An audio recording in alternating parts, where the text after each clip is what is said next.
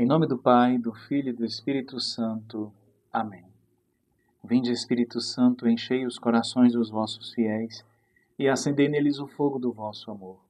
Enviai o vosso Espírito e tudo será criado, e renovareis a face da terra.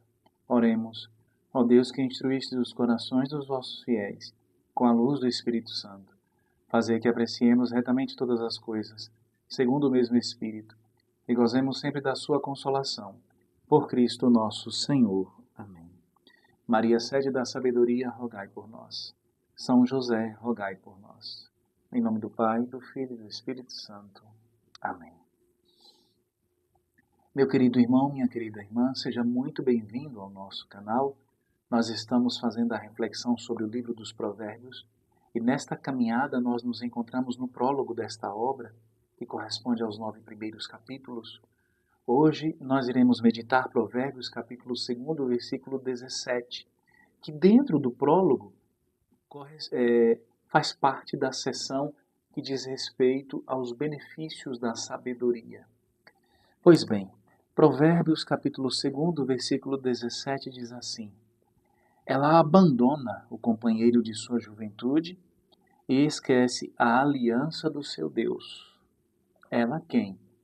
Aqui o livro dos Provérbios continua se referindo à mulher estrangeira, à mulher estranha, à mulher libertina, a mulher que atrai o homem de Deus, para o mal, para o pecado. Aqui está dizendo para nós que esta mulher tem essas características e é dela que a sabedoria nos liberta, que a sabedoria nos livra. Pois bem, nesses dias em que nós nos encontramos nas alegrias pascais, mas ao mesmo tempo com o luto da partida do Santo Padre, o Papa Francisco, recordemos-nos de que Francisco nos chamou a atenção para retornarmos sempre ao primeiro amor, o amor de Deus, o amor do Senhor. Este amor nunca trai, este amor nunca decepciona, este amor nunca nos abandona. Este versículo que hoje nós ouvimos diz o seguinte: olha as características daquelas pessoas, da mulher que não está em comunhão com Deus. Ela abandona o companheiro da sua juventude, ou seja, ela abandona o seu primeiro amor e esquece a aliança do seu Deus. Lembram-se dos 2 pecados que eu falava ontem, que estão intimamente ligados a esta figura, o pecado da luxúria e o pecado da idolatria? Pois bem, aqui aparecem claramente. Ela abandona, e abandona o companheiro da sua juventude para o quê? Para se unir a outro, para adulterar. E abandona também, se esquece da aliança com Deus. Aqui, meus irmãos e irmãs, a palavra de Deus está nos chamando a atenção para as pessoas que não permanecem na fidelidade. Estejamos atentos às pessoas que não são fiéis, nem a seus companheiros, aliás, ao seu companheiro, à sua companheira, nem a Deus. Nós precisamos nos precaver da companhia dessas pessoas. Porque somos melhores? Porque somos mais santos? Não. Porque nós queremos permanecer fiéis a Deus. Se esquece da aliança do seu Deus. Eu quero chamar a atenção sobretudo a essa expressão aqui. Se esquece da aliança ao seu Deus. O pecado, ele não só é um pecado específico. Por exemplo, se eu roubo, se eu falo mal, ele não é só, por exemplo, se é o pecado da fofoca, da maledicência, né, que é falar mal do outro. Não se trata simplesmente de falar mal. Falar mal de uma pessoa significa falar mal dessa pessoa e romper a aliança com Deus. Da mesma forma, roubar significa roubar de alguém e romper a aliança com Deus. Não honrar o pai e a mãe significa não honrar o pai, não honrar a mãe e romper a aliança com Deus. Significa isso. Então, todo pecado, em certa medida, consiste numa idolatria. Por que, Fabiano? Todo pecado, em certa medida, consiste numa idolatria. Porque todo pecado me leva a querer satisfazer a mim mesmo, aos meus caprichos, a me safar, a pôr de lado a vontade de Deus. Mas, Fabiano, a idolatria não consiste em cultuar, prestar culto, adoração a um falso Deus, a um ídolo? Sim, a idolatria consiste nisso.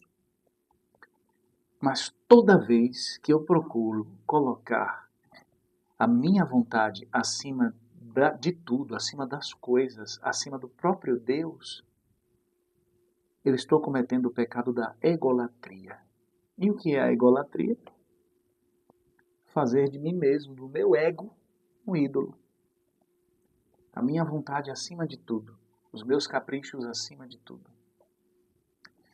Portanto, a sabedoria me faz me livrar das pessoas que me levam a esse pecado e me faz me livrar também das minhas vontades que me levam a este pecado, dos meus desejos. Por quê? Porque a sabedoria vai aclarando, vai purificando.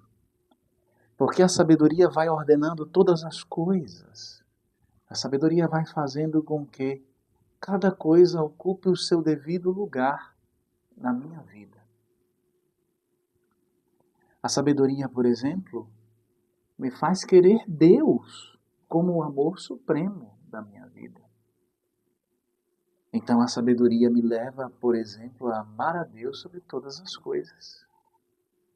Esse mandamento se torna realidade na minha vida. Então, quando as coisas ficam bem ordenadas, quando cada ser ocupa o lugar que lhe pertence, então, o que é que ocorre? As coisas ficam harmonizadas, ficam pacificadas dentro de mim. É isso que a sabedoria faz. E nenhuma tentativa de me desvirtuar do caminho de Deus vai ter sucesso. Nenhum desses intentos vai alcançar aquilo que se pretende. Não obterá sucesso. Por quê? Porque a minha meta permanece sendo Deus.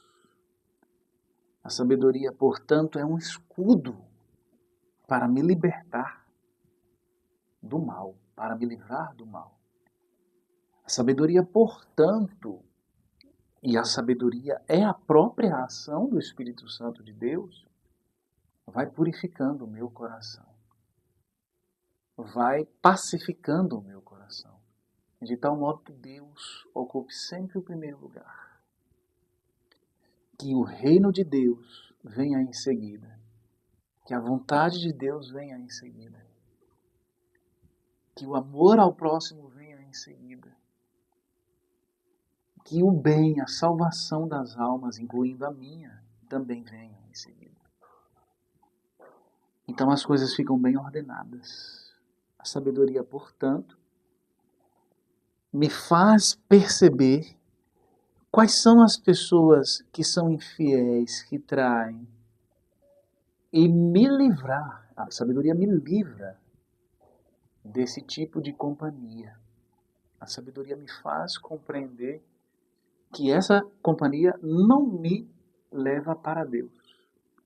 Não me aproxima mais de Deus.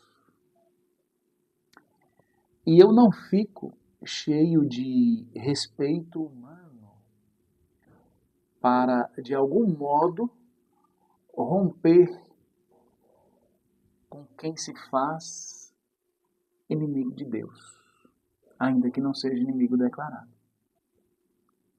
E vou além, meus irmãos e minhas irmãs. Essas pessoas, aqui apresentadas no livro dos Provérbios, na figura da mulher estrangeira, da mulher estranha, mas aqui pode ser qualquer pessoa de qualquer gênero.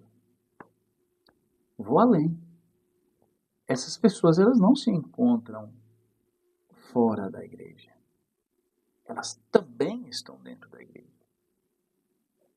E as que tentam desviar o homem e a mulher de Deus do caminho reto, não são pessoas, muitas vezes não são pessoas de fora, são pessoas que estão dentro da igreja. Então a sabedoria nos faz perceber quem é joio, quem é trigo, sem que nós fiquemos julgando, e ao mesmo tempo também nos faz perceber quem se encontra com um coração sincero, reconhecendo suas falhas e querendo mudar de vida. Peçamos a Deus o dom da sabedoria, peçamos ao Senhor que a sabedoria nos guie, para que nós possamos ter sempre o olhar fixo no Senhor, a meta em Deus, e com a nossa meta bem determinada, nós sabemos onde queremos chegar, sabemos para onde estamos caminhando, com a nossa meta bem determinada, caminhemos de forma perseverante, porque Deus mesmo caminha conosco neste itinerário. Louvado seja nosso Senhor Jesus Cristo, para sempre seja louvado. Fique na paz do Senhor.